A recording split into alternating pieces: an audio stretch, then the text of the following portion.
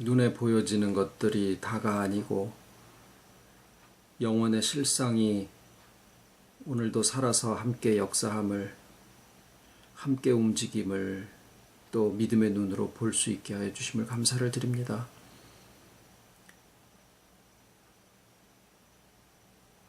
아버지의 영원하심에 근거하여 오늘의 우리의 하루가 있고 우리의 믿음과 구원과 우리의 삶이 있는 것을 날이 갈수록 분명하고 손에 잡힌 바 되게 또 이끌어 주시오니 감사를 드리고,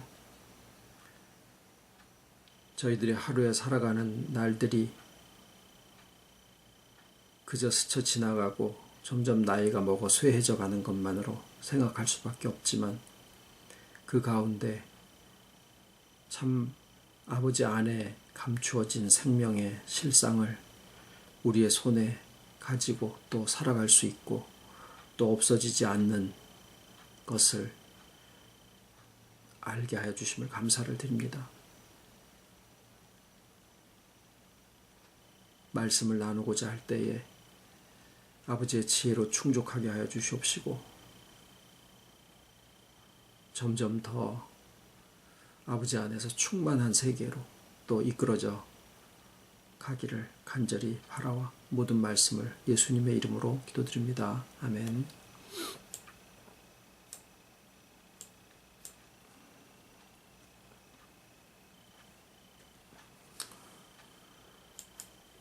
오늘 하나님의 말씀은 고린도전서 12장 27절로 31절입니다. 고린도전서 12장 27절로 31절.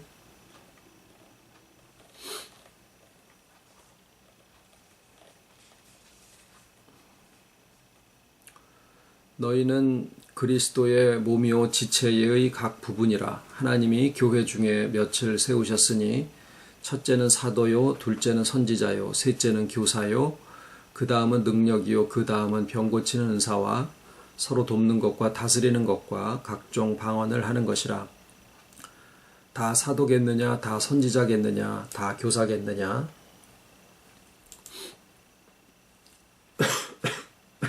다 능력을 행하는 자겠느냐, 다 병 고치는 은사를 가진 자겠느냐, 다 방언을 말하는 자겠느냐, 다 통역하는 자겠느냐. 너희는 더욱 큰 은사를 사모하라. 내가 또한 제일 좋은 길을 너희에게 보이리라.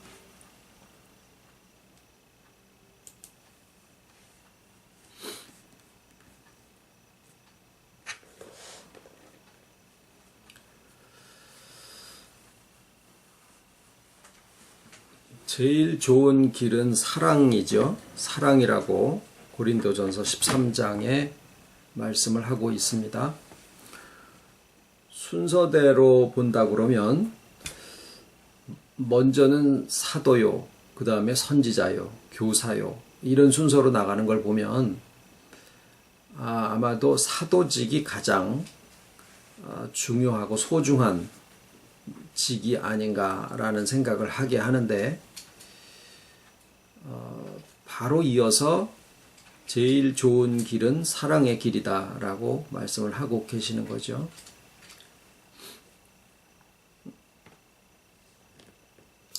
그런데 이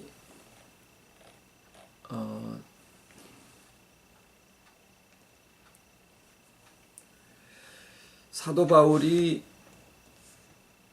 교회의 여러 가지 은사를 말씀을 하면서 그것들이 몸에 있는 각 기관과 같다라는 그런 말씀을 하셨으니까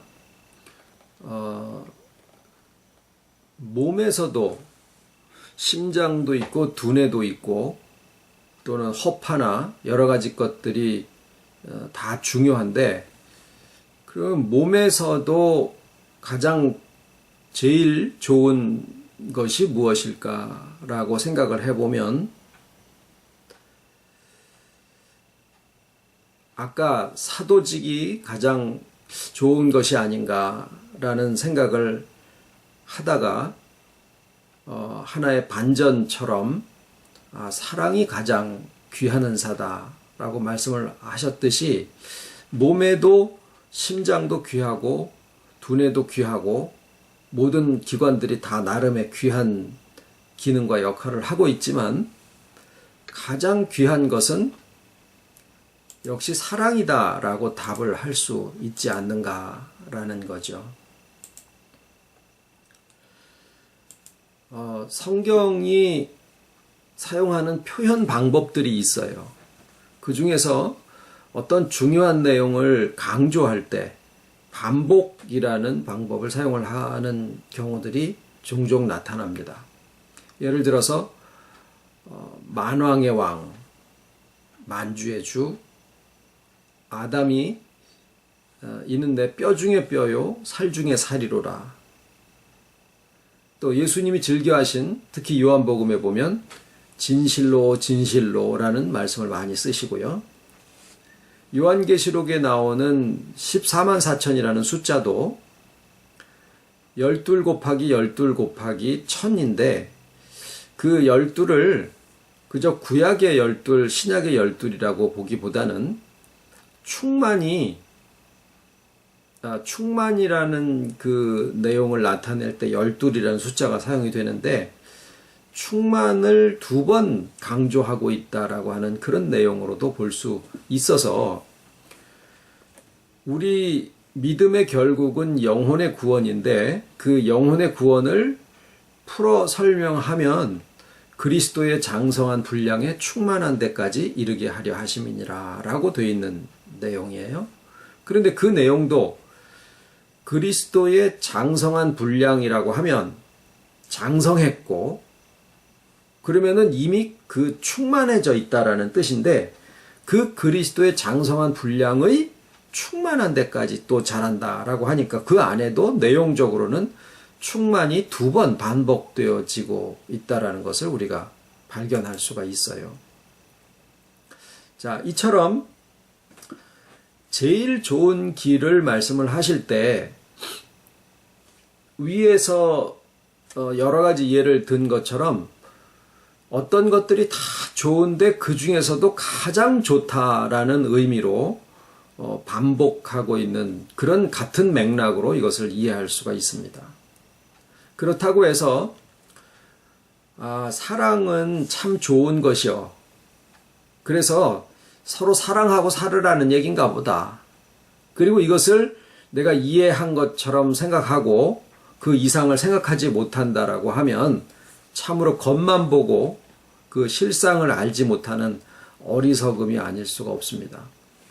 그래서 여기서는 이 제일 좋은 것이다 라고 하는 여러 가지 좋은 것 중에서 제일 좋은 것이 어떤 것이냐라고 하는 것을 이해하기 위해서 성경이 제시하는 또 다른 하나의 접근 방법을 살펴보려고 합니다. 그건 뭐냐면 마태복음 18장 18절에 제가 읽겠습니다. 진실로 너희에게 이르노니 무엇이든지 너희가 땅에서 매면 하늘에서도 매일 것이요 무엇이든지 땅에서 풀면 하늘에서도 풀리리라 라는 말씀입니다. 이것을 지금 하나의 원리라고 설명을 지금 드리고 있는데 땅과 하늘의 연관성에 대한 것입니다. 하나님이 역사를 하실 때 영원의 세계에서와 그 다음에 우리가 살고 있는 현실의 시공 세계에서 같이 역사를 하시는데 그 면을 예수님의 십자가의 사례를 놓고 한번 생각을 해보겠습니다. 십자가는 본래 저주의 상징이에요.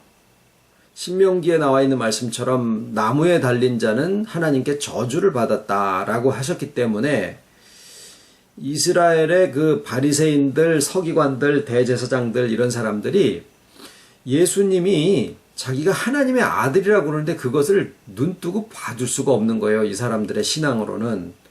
그래서 저 참남한 이단의 괴수를 아예 신학적으로 영적으로 그냥 아주 그냥 말살을 시켜버리려면 어떻게 하면 좋을까 하고 성경에서 찾아낸 것이 십자가에다가 매달아 죽이면 이거는 하나님에게 저주를 받은 자다라고 그렇게 아주 낙인을 찍어버리는 결과가 돼버리거든요. 그래서 굳이 빌라도에게 가서 예수님을 십자가에 못 박아 죽이게 해주세요 라고 그렇게 주청을 한 거예요.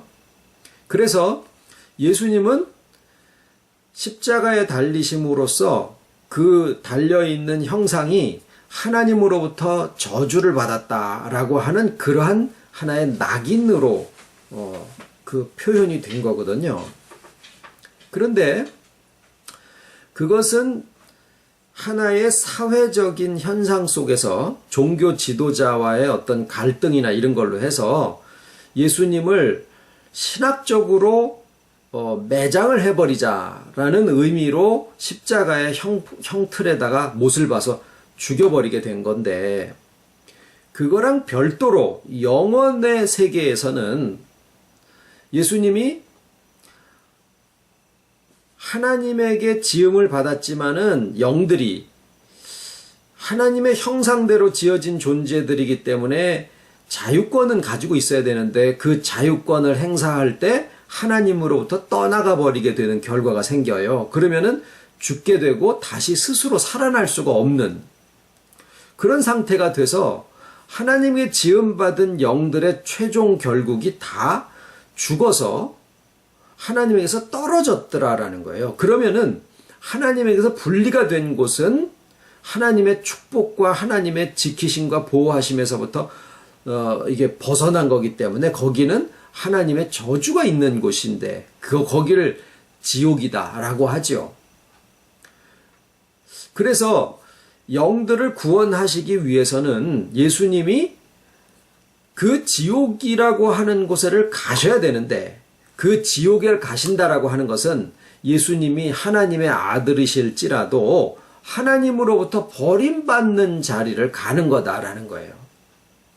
그래서 하나님의 사랑이 택하신 자들을 구원하셔야 되고 구속하셔야 되는데, 구속하시기 위해서는 예수님 스스로가 아버지의 사랑으로부터 버림을 받아서 저주의 곳으로, 지옥이라고 하는 죽은 영들이 모여있는 저주가 있는 곳으로 가시기 위해서는 예수님 스스로가 하나님으로부터 버림받아서 저주받는 그런 쪽으로 가셔야 됐던 상황이 영적인 세계에서의 상황이에요. 그러니까 지금 보세요. 지금 설명드리고자 하는 것은 현실에서의 시공세계에서 일어나고 있는 사건과 영원의 세계에서 일어나고 있는 사건이 서로 연관이 되어 있다라는 얘기를 드리는 겁니다. 바리새인들이, 대제사장이, 서기관들이 예수님을 십자가에다가 못을 박았기 때문에 예수님이 하나님에게서부터 저주를 받아서 지옥이라고 하는 곳으로 간 게 아니라, 예수님은 하나님이시기 때문에 죽을 권세도 있고 사실 권세도 있으셔서 심지어는 하나님에게서부터 떨어져 나와도 예수님도 하나님이시기 때문에 죽지 않으시고 살려주는 영으로서 오히려 지옥에 있는 영들을 살려내실 수 있는 분이시거든요. 그렇다 하더라도 예수님이 하나님 아버지로부터 분리된 영들에게 가시기 위해서는 예수님도 하나님으로부터 버림받고 저주가 있는 곳으로 거기에 포함이 되시지 않으면 안 되는 상황이 되셨더라라는 거예요. 그것이 실상입니다. 영들을 살려주시는 그것이 실상이에요. 그런데 지금 뭐가 똑같으냐면 저주라고 하는 게 똑같은 상황이 된 거예요. 영원의 세계에서 예수님이 저주받고 죽어있는 영들을 살리시기 위해서 예수님이 저주의 곳으로 내려가신 건데, 이 현실 세계에서는 바리새인들이 아이고 저 이단의 괴수를 아주 그냥 신학적으로 매장을 시켜버려야지, 그래가지고 신명기에 있는 말씀처럼 나무에 달린 자는 저주를 받은 것이다 라는 것을 거기다가 이렇게 꽝 도장을 찍듯이 낙인을 찍기 위해서 십자가 형틀에다가 예수님을 못 박아서 죽게 한 거더라 그 말이에요. 그래서 영원에서 있는 일과 이 현실에서 있는 일이, 이것이 저쪽의 원인이 되고 하나가 결과가 되는 게 아니에요. 여기서 십자가에 못 박히셨기 때문에 예수님이 지옥이라는 곳으로 저주를 받아서 떨어졌느냐? 그거는 아니에요. 전혀 연관이 없어요. 원인과 결과의 그런 문제가 아니에요. 그런데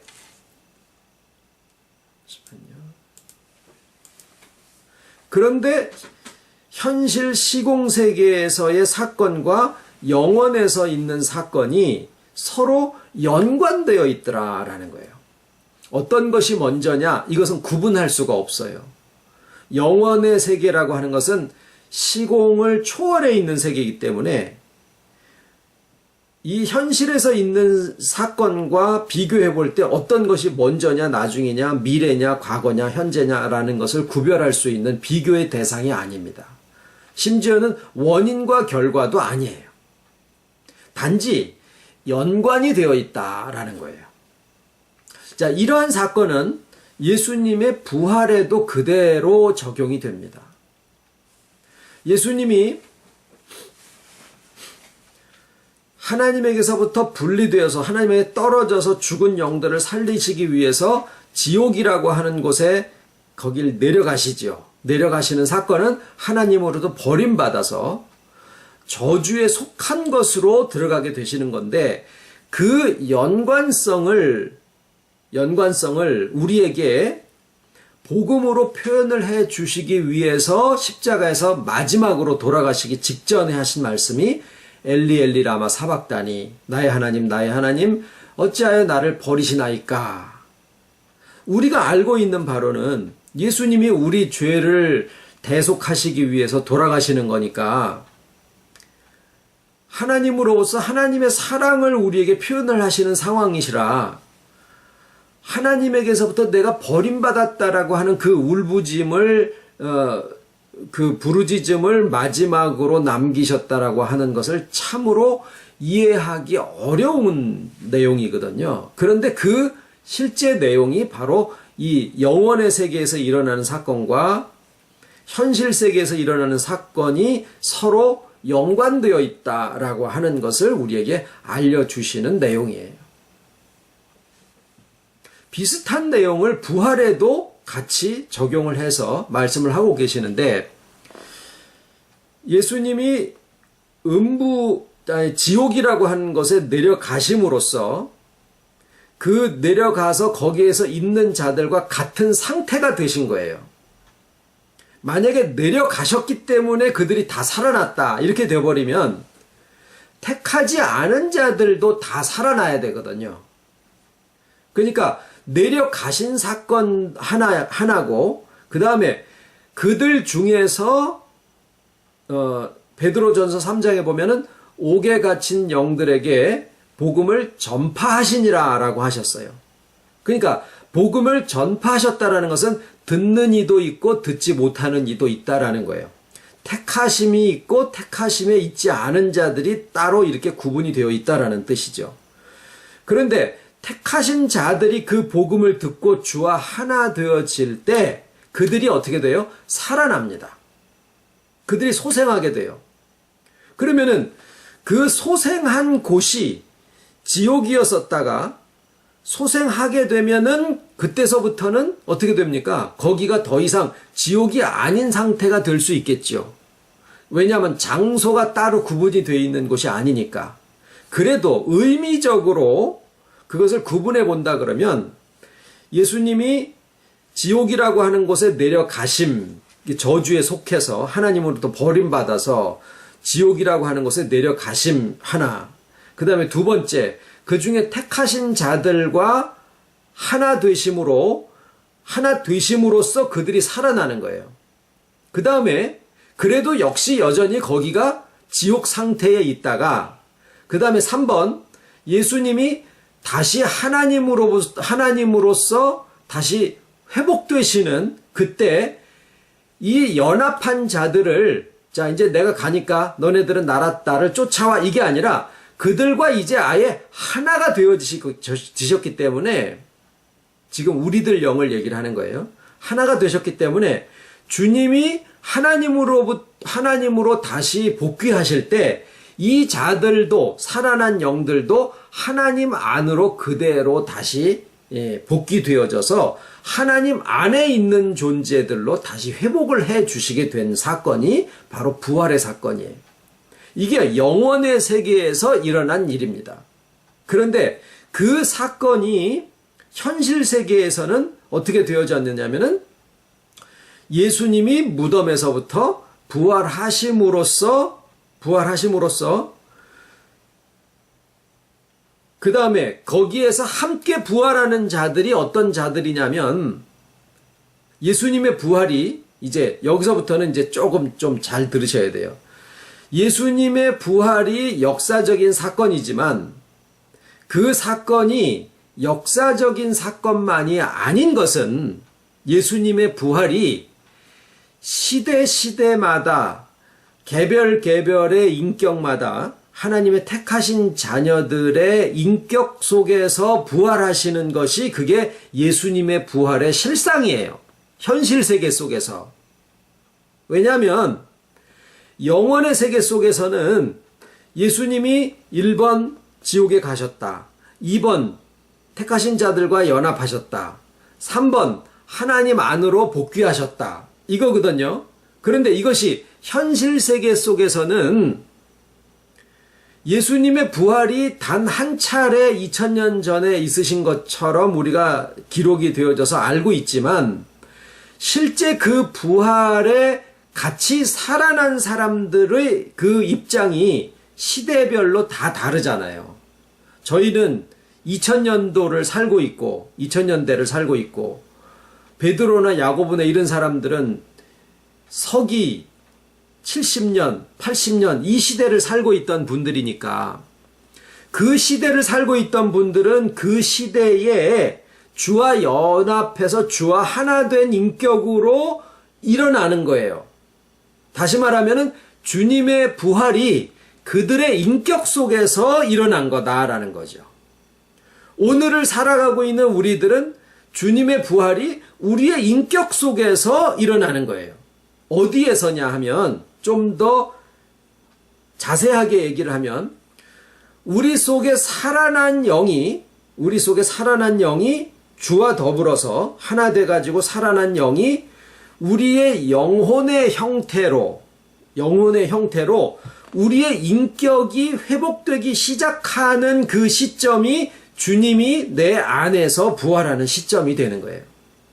그러니까 그 시점은 각자 택하신 자들의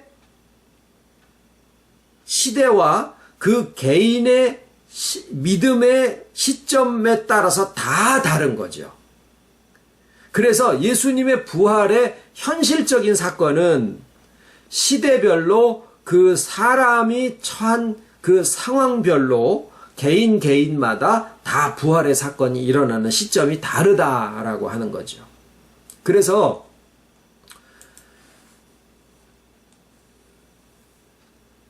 엘리 라마 사박다니로 저주받은 것과 지옥에 내려가신 것에 대한 말씀적인 증거를 해놓으신 거고, 그 다음에 부활에 대한 것은 마태복음 27장 50절에 보면은요, 제가 읽겠습니다. 예수께서 다시 크게 소리 지르고 영혼이 떠나시다. 이에 성소 휘장이 위로부터 아래까지 찢어져 둘이 되고, 그 다음에 이게 지금 예수님이 운명하시는 그 시점에 일어나는 사건들이에요. 땅이 진동하며 바위가 터지고 무덤들이 열리며 그 다음에 자던 성도의 몸이 많이 일어나되 예수의 부활 후에 저희가 무덤에서 나와서 거룩한 성에 들어가 많은 사람에게 보이니라. 그러니까 이게 무슨 말씀이냐면 예수님이 돌아가시는 그 시점에 막 진동하고 막 해가지고 그때 잠자던 성도들이 예수님이 돌아가시는 시점에 일어났어요. 소생을 한 거예요. 그랬는데 무덤 속에 그냥 있는 거예요. 무덤 속에 그냥 있다가 예수님의 부활 후에 무덤에서 나와가지고 거룩한 성에 들어가서 사람들에게 자기네들이 살아난 것을 보였더라라고 그렇게 기록을 하고 있는 거예요.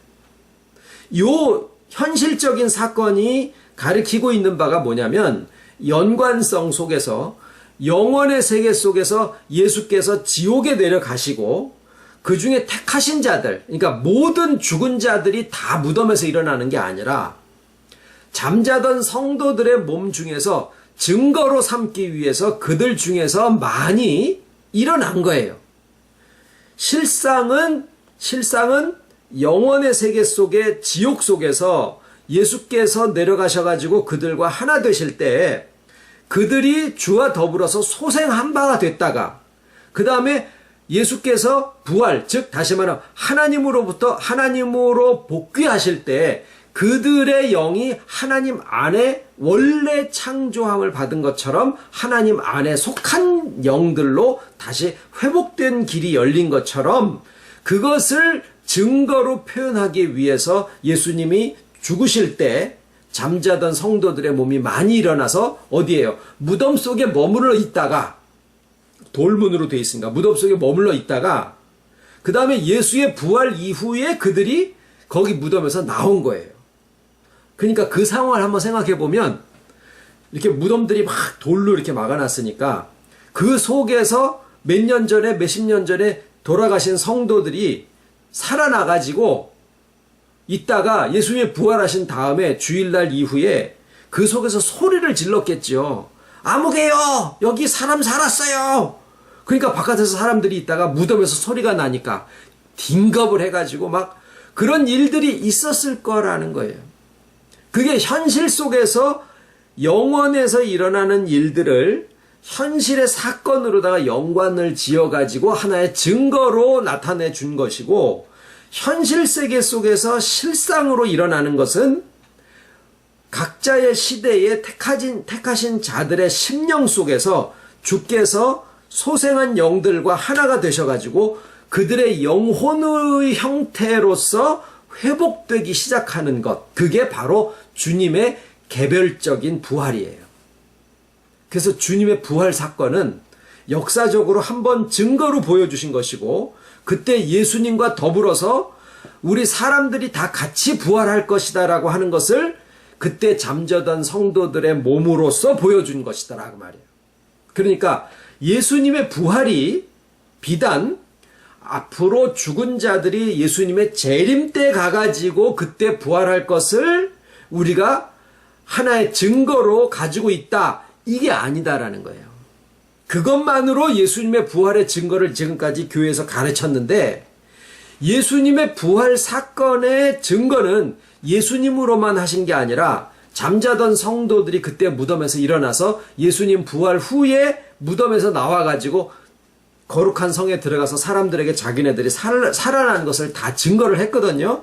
그 역사적인 사건으로 증거한 바의 현실 세계에서의 실상은 뭐냐면 믿는 자들의 각자 개인적인 인격 속에서 주와 연합하여 소생한 영이 나의 인격의 형태를 통해서 회복의 역사로 나오게 되는 것이더라 그 말이에요.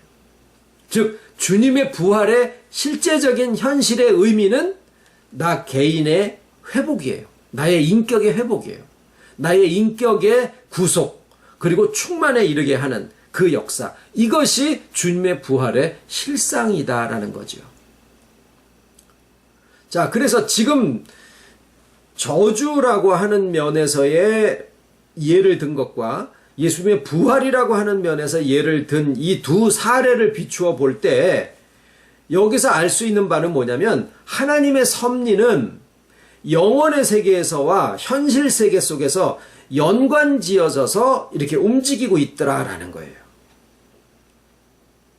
그러니까 이제 아까 성경에서 얘기하는 강조, 반복에 의한 강조를 만왕의 왕, 만주의 주, 뼈 중에 뼈, 뭐 여러 가지가 이제 있었지 않습니까? 충만의 충만. 그런데 그 내용이 하나님의 섭리가 영원의 세계에서와 현실의 세계 속에서 같이 연관성 속에서 이루어지고 있다라는 사실을 성경이 증거하고 있다라는 이것을 염두에 두고서 생각을 해보면 이 반복이 똑같은 상황을 두 번 거푸 반복한다라는 내용이 아니라 또는 왕들이 여럿이 있는데 그 중에서 제일 그래도 힘센 왕이다 이 뜻이 아니라 만왕의 왕이다라는 뜻은 현실 세계와 영원의 세계를 동시에 주관하신다라는 그런 뜻이 그 안에 담겨져 있다라는 거예요. 똑같은 것을 두 번 반복하는 거나 1등에서 50등까지를 쭉 있는데 그 중에서 1등이다라는 뜻이 아니라 예수님을 가리켜서 만왕의 왕이라고 하시는 내용은 그분이 현실의 세계와 하나님으로서 영원의 세계와 현실의 세계를 동시에 연관지어서 섭리하시고 주관하시는 분이시더라라는 그런 내용이 그 안에 담겨져 있다라는 겁니다. 그러니까 충만도 마찬가지인 거예요. 충만도 보통 이제 이 보수 진영 쪽에서 14만 4천을 숫자로 때리는 데가 있고 거기는 이제 분란이 많이 일어나고 있고 보수주의 신학에서는 14만 4천을 구약의 12, 신약의 12 해서 구약의 충만, 신약의 충만 이렇게 정도까지밖에 얘기를 안 해요. 근데 실상 우리가 하나님의 섭리를 놓고 보면 십계명 속에 있는 핵심도 사랑이시고 예수님의 가장 율법의 강령이라고 했었던 그 하나님 사랑 이웃 사랑이라고 그렇게 했을 때도 마찬가지고 새 계명이라고 했던 그것도 역시 사랑이신 결국에는 복음은 구약에는 율법이라 그러고 신약에는 복음이라고 하지만 그 내용적으로 들어가서 보면은 이름이 다를 뿐이지 다 복음이다라는 점에서는 구별할 게 없더라라는 거예요. 다시 말하면 하나님의 섭리가 전체가 다 하나지 구약과 신약이 따로 구분해가지고 나누어져야 될 이유가 없다라는 거예요. 구약 전체가 예수님이에요. 신약과 구약이 다 함께. 그리고 그 짝이 교회고. 자, 그러면 그런 맥락에서 볼 때 12 곱하기 12 곱하기 1000이라고 하는 1000은 영원에 해당하는 얘기고 그러면은 12 곱하기 12은 아까 말씀드린 것처럼 충만을 두 번 반복하는 충만의 충만이라는 뜻인데 그 내용으로 들어가면 지금 말씀드린 것처럼 하늘에서의 충만과 땅에서의 충만이 다 주어진다. 그 뜻이다라는 것이 더 지금 나누는 반복에 의한 강조, 성경이 즐겨 사용하고 계시는 가장 제일 좋은 길, 충만의 충만, 만왕의 왕, 이런 노래 중에 노래, 이런 내용들이 하늘의 영원의 세계와 이 현실 시공의 세계의 연관성 속에서 같이 역사하신다라고 하는 그런 내용으로 보는 것이 더 타당하다라는 것입니다. 자, 이런 이해 속에서 제일 좋은 길 뭐예요? 사랑이죠. 아, 사랑 좋은 거지. 예, 사랑하고 살아야지. 이 뜻보다 자, 이 내용으로 보면 하나님의 섭리가 사랑이다라고 했을 때 제일 좋은 길 또는 여러 가지 좋은 것들이 있는데 그 중에서 제일 좋은 은사가 여러 가지가 있는데 그 중에서 제일 좋은 뭐 사도가 좋으냐 선지자가 좋으냐 교사가 좋으냐 그 중에서 제일 좋은 것은 사도다 이런 식의 구분이 아니고 사도나 선지자나 교사나 통역이나 방언이나 할 것 없이 모든 은사와 상관없이 사랑이라고 하는 것이 가장 좋은 길이다, 제일 좋은 길이다라고 하는 제일 좋다라고 하는 내용 속에 담겨져 있는 것은 영원의 세계에서와 이 현실의 세계 속에서 이 두 가지가 다 실상이다 그 말이에요. 두 가지가 다 실상이다. 그 얘기는요. 아까 저주 쪽에서 볼 때는 영원의 세계에서는 하나님으로부터 버림받아서 저주를 받았지만은 실제로 예수님이 하나님에게 저주를 받은 것이냐? 그건 아니죠. 저주받은 세계 속에 같이 포함되시기 위해서 하나님으로부터 분리되셨다라는 의미를 저주라는 말로 표현을 한 것이고, 현실 세계에서 아무리 십자가에다가 10번, 100번 못을 박는다고 해서 예수님이 하나님으로부터 저주를 받은 것은 아니에요. 그래서 서로의 연관성 속에서 영혼의 세계와 현실 세계 사건이 이렇게 같이 동일하게 연관이 지어져서 일어났지만, 사랑이라고 하는 것은요, 사랑이라고 하는 것은 영혼의 세계에서와 현실 세계 속에서 둘 다 실상이다라는 거예요. 둘 다 실상이다. 그 얘기는요, 지금 여기에서 우리가 사랑이라고 하는 실상을 내가 가지게 되면, 이거는 육을 벗든 하나님 앞에 서든 지금 현재 이루어지고 있는 영혼의 세계에서든 간에, 여기에서 지금 내가 사랑이라고 하는 열매를 가지고 있으면 그것은 지금 영혼의 세계에서도 그냥 그대로 똑같이 실상으로 역사를 하고 있다라는 거예요. 아무리 화폐 개혁이 일어나가지고 달러가 휴지 쪼가리가 되고 무슨 1억 원짜리 지폐가 어느 날 갑자기 1원으로 바뀐다든가 이런 일들이 벌어져도, 금을 가지고 있으면은 이건 세상이 어떻게 변해도 이 금은 그대로 가치 있는 것이다.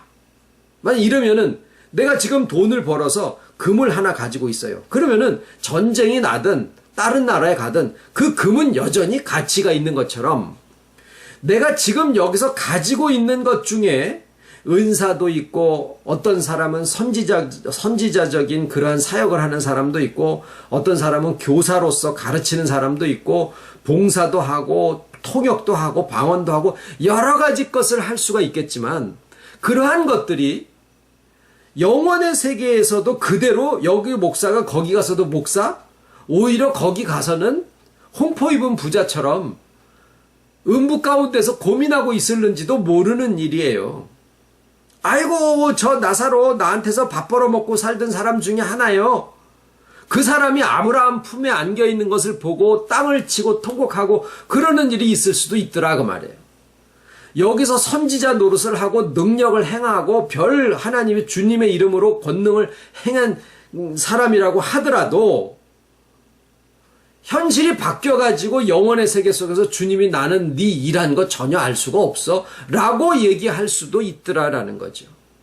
그러나 여기에서 내가 가지고 있는 은사 중에서 그 나라 가서도 영혼의 세계에 지금 현재라고 얘기할 수 있는 영혼의 세계 속에서도 그대로 내가 실상으로 가지고 있을 수 있는 것이 뭐냐라고 하면은 사랑이다라는 거예요.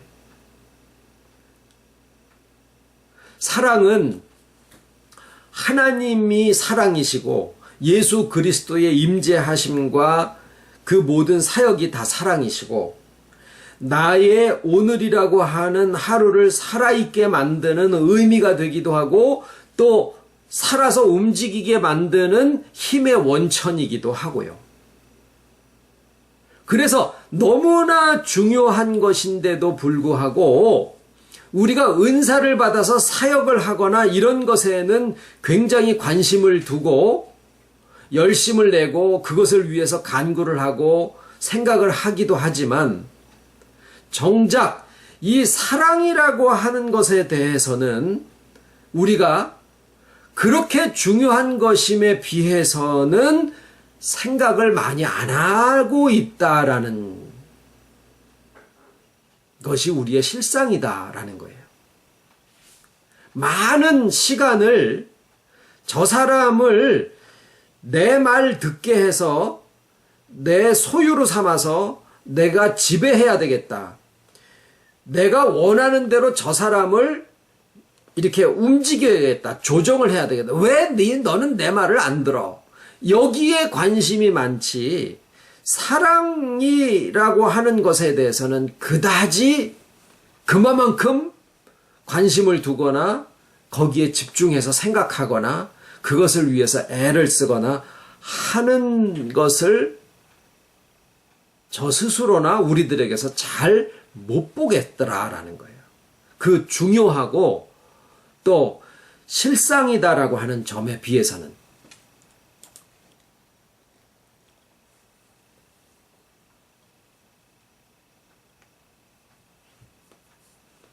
이 실상인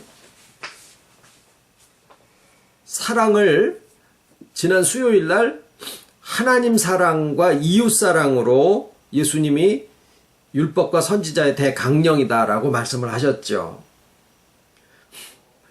하나님 사랑은 엄마와 아이의 사랑과 같은 것인데 아이가 의도하지 않아도 엄마한테 기쁨을 주지요. 그런데 우리가 사랑을 한다라고 하는 것도 의지로 노력해서 애써서 뭔가 내가 이웃을 사랑하고 하나님을 사랑해야지라고 생각을 하고 사랑을 하려고 하다 보니까 마음을 다해서 하나님을 사랑할 수가 없어요. 왜냐하면 의지로 하나님을 마음을 다해서 사랑할 수가 없거든요. 못하지요. 마음을 다한다라는 것 자체가 불가능하도록 되어 있으니까. 왜? 마음이 흙으로 되어 있어서, 몸도 마찬가지지만 마음을 다해서 하나님을 사랑한다라는 게 불가능한데, 그래서 엄마와 아이, 갓난 아기 사이에서의 사랑을 생각해 보면 아이의 의지로 엄마를 사랑하는 게 아니라 엄마의 모든 관심과 마음이 아이의 모든 움직임에 다 집중해 있다라고 하는 사실을 아는 거다라는 거예요. 그래서 처음에 지난주 수요일 날 처음 말씀을 그런 말씀을 드렸어요. 열심이 중요하지만 열심보다 중요한 것은 깨달음이다. 깨달음은 지식을 바꿔놓기 때문에 우리의 온 인격에 영향을 미치지만 의지라고 하는 것은 열심이 의지인데 의지라고 하는 것은 감정도 제대로 통제할 수 없도록 되어 있는 것이 우리의 의지예요. 더군다나 그거보다 더 깊이에 있는 생각이나 우리의 지식체계까지는 건드리지 못하는 것이 우리의 의지입니다. 의지로 암병 못 고치듯이 의지로 마약 중독된 거 못 고쳐요. 하나님의 은혜로밖에 안 되지. 그처럼 의지라고 하는 것은 굉장히 제한적인데 우리가 가르침을 받기를 세상으로부터 교회로부터 가르침을 받기를 의지로서 무엇을 해야지만 된다라고 의지를 너무 확대해 놓은 경향이 있어요. 그래서 하나님 사랑은 100% 다라고 하는 것이 힌트다, 단서다 그런 말씀 드렸죠. 하나님 사랑을 마음을 다하라고 하는 것은 하나님의 온 마음과 뜻이 우리의 모든 생각 움직이고 성품 움직이고 목숨 하나하나에 다 집중되어 와 계시다라고 하는 사실을 내가 아는 것이 하나님을 마음을 다해서 사랑한다라고 하는 것의 의미라는 말씀을 드렸죠. 이웃사랑은 뭐였습니까? 이웃사랑은 이웃을 네 몸처럼 사랑해라라고 번역이 돼서 그렇게 알고 있지만 그럴래다 보니까 아닌데 기인 것처럼 하는 거예요. 영화 배우가 그 극중 배역을 그 사람인 것처럼 하지만 실상은 아니잖아요. 100%가 안 되는 것처럼 이웃을 네 몸처럼 사랑하라 그러면은 결국은 네 몸처럼 흉내는 낼 수 있을지 몰라도 결국에 가장 긴급한 상황이 되면은 지 몸부터 챙기는 게 우리의 본성이죠. 그러니까 그 내용을 다시 보면 무슨 뜻이냐면 이웃을 네 몸처럼 사랑하라는 것은 열심의 강조고 원래 뜻은 뭐냐면 이웃이 네 몸이기 때문에 사랑해라 그 뜻이에요. 그러니까 이웃을 네 몸으로 사랑해라 이런 뜻입니다. 그게 성경이 본래 그 뜻으로 기록이 되어 있는 거예요. 네 몸처럼 사랑해라고 하신 게 아니라 네 몸으로 사랑해라. 그걸 다시 설명을 하면 이웃이 네 몸이기 때문에 사랑하는 게 마땅하다 그거예요. 왜 그렇습니까?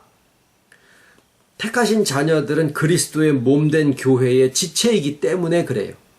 그래서 옛날에는 저 사람을 내 몸은 내 몸이고 저 몸은 저 몸이기 때문에 저 사람을 내 식대로 만들어 놔서 내 지배 아래 둬야 그걸 내 소유로 둬야 되는 거라고 생각을 했었는데, 지금은 그게 아니라 그 사람이 회복이 돼서 자기다워지는 것으로 충만해지면 그게 나한테 유익이 된다라는 거예요. 그러니까 이거는 뭐냐면 일종의 깨달음이에요. 그것을 아담이 해와로 이는 내 뼈 중에 뼈요 살 중에 살이다라고 표현을 한 내용에도 그렇고, 예수님이 오늘날 나사렛 예수로 계시는 게 아니라 우리들로서 계시는 거예요. 그래서 예수님이 우리를 사랑하시는 것은 우리의 몸과 마음이 곧 예수님의 몸과 마음이기 때문에 사랑을 하십니다.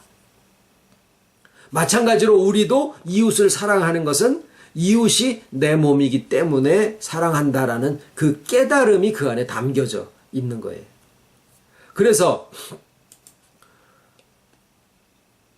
이웃과 내가 한 몸인 것을 아는 것, 또 하나님의 사랑을 아는 것, 이게 영원에서 아는 것이며 또 현실 속에서도 그것이 나의 삶의 실상으로서 움직여진다라는 거죠.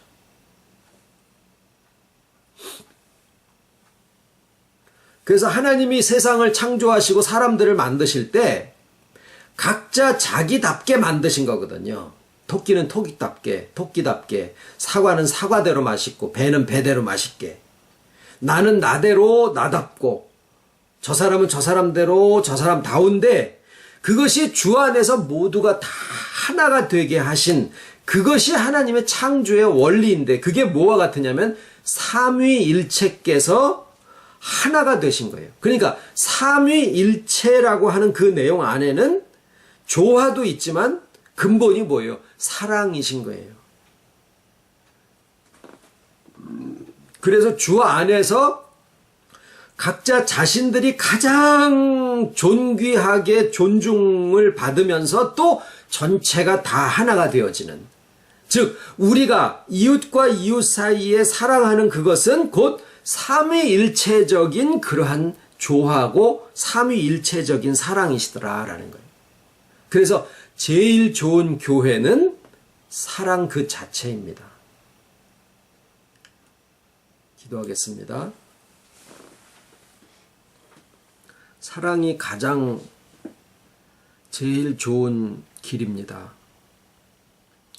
우리 아버지께서 사랑이시고 삼위일체께서 사랑이시고 예수님이 사랑이시라 우리에게 오셨고 그 모든 구속을 이루시고 우리에게서 살아 움직여지시는 모든 원동력이 성령으로서 생수의 근원이 또 사랑이신데, 사랑 안에서 근본으로 우리가 창조함을 입고 사랑으로 오늘이라고 하는 날을 살아가고 내가 존재하는 이유를 발견하게 되고 하나님이 우리의 모든 것들을 다 아신 바 되신 그 사랑으로 마음을 다하여 사랑할 수 있고, 이웃이 내 몸이기 때문에 사랑하는 가운데 하나님적인 사랑을 우리가 나눌 수 있게 해주시고, 또 그 안에서 먹고 마시고 뒹굴고 즐기고 또 나누고 그 안에서 모든 것이